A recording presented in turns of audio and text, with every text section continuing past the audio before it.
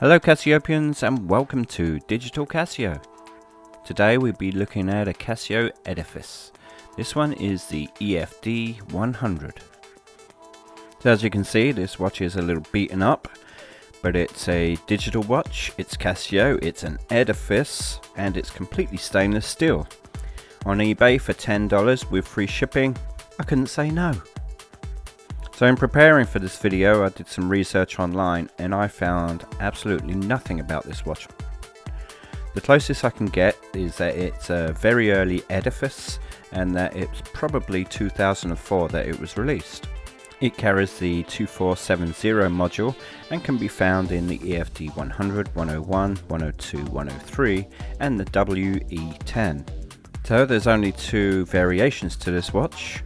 One is a black resin band version, which is the EFD-100 1A, and this is the stainless steel band version, the EFD-100D 7A. So this is a fully stainless steel watch with a mineral glass crystal. On the right hand side you have one stainless steel pusher, and on the left you have two stainless steel pushers. You can see that it has a pretty high profile, and it has a fully stainless steel bracelet. The buckle has the word Casio on it, and we have a trifold clasp on this that has the locking mechanism on it. It has a stainless steel back which is held on with 4 Phillips head screws, and it states that it was made in China. The locking mechanism on the buckle has these buttons on the side that you have to push in to release, and to close it up again we just squeeze it together and it locks into place. So the 2470 module is equipped with an illuminator backlight, and as one would expect, it does a very good job at lighting up the display. The backlight stays on for as long as you push the button, and I noticed that this does have a very high pitched whine to it. It's very quiet, but you can hear it. We do have an LCD test. We can do this by pressing all 3 buttons simultaneously, and we can cancel this by pressing any of the buttons at any time. So to set the time we have to press the mode button, the bottom left button, 3 times, and that goes into the time adjust mode. The bottom right button resets the seconds to 0, and then we press the light to go to the hours. Once again we press the bottom right to adjust the hours. You can hold the button in to go faster, and then we repeat the same combination of buttons to adjust the rest of the time. So we'll set this to 3:30.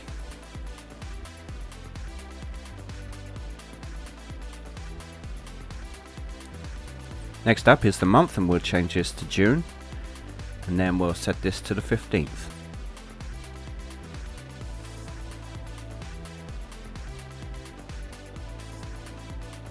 And then finally we have the day of the week. We'll set this to Monday, and there is no year. Once we're done, we just press the bottom left button to go back to timekeeping mode. So the first function is the alarm by pressing the mode button bottom left, and we press and hold the bottom right for an alarm test.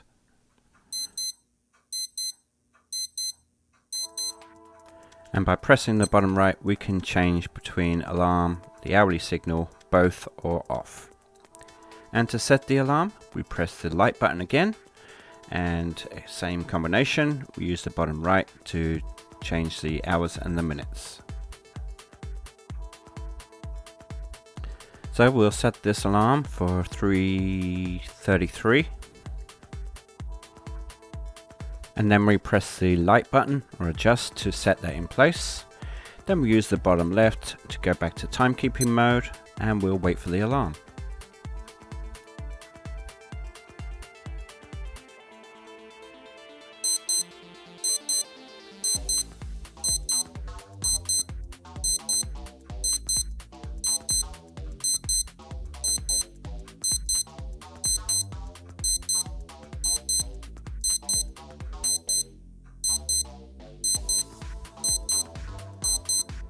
The alarm is very clear and loud and lasts for 20 seconds.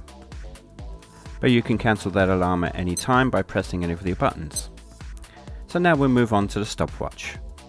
The bottom right button controls the start and stop, whereas the top left, or the light, controls the lap and reset. So we'll do the lap time, or split time.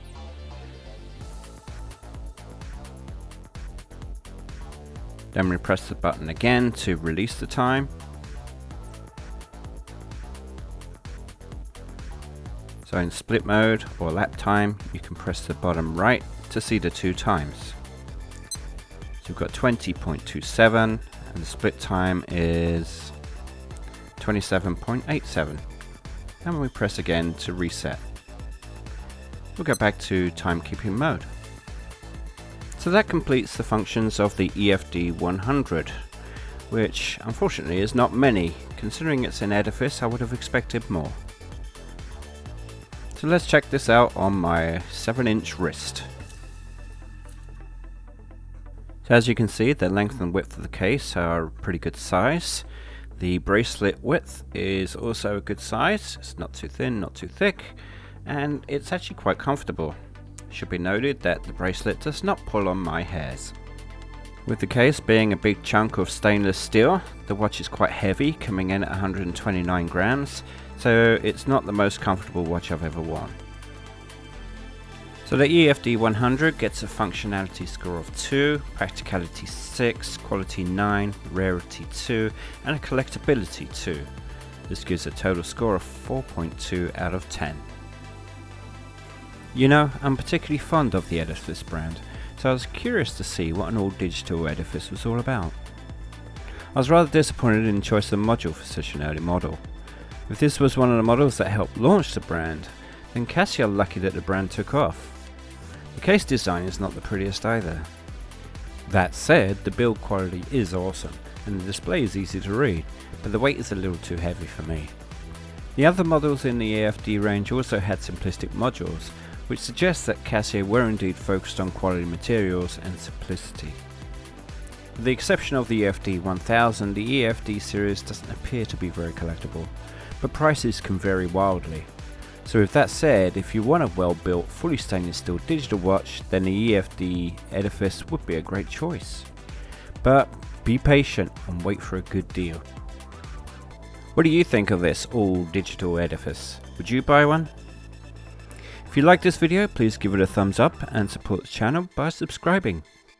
You can also click on the bell, which will notify you if you'd like to see more retro and vintage Casio digital watches. So thanks for watching, I'll leave you with the specs, and until next time, ta-ra.